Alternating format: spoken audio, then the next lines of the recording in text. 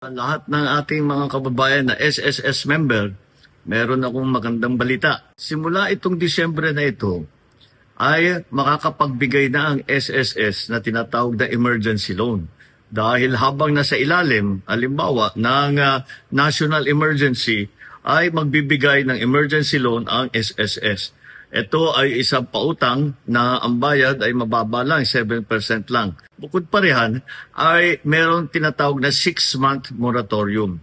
Ibig sabihin, pagtanggap ninyo ng loan galing sa SSS, sa 6 na buwan, sa unang 6 na buwan, hindi kayo kailangan magbayad para sa loan amortization.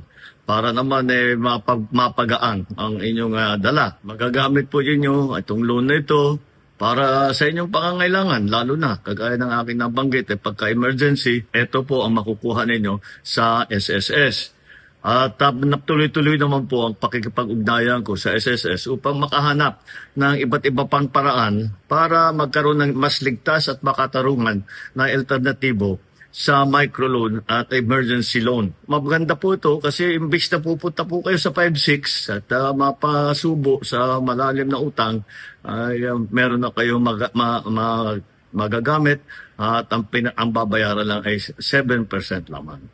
Kaya sana ito ay makatulong po sa inyo lahat.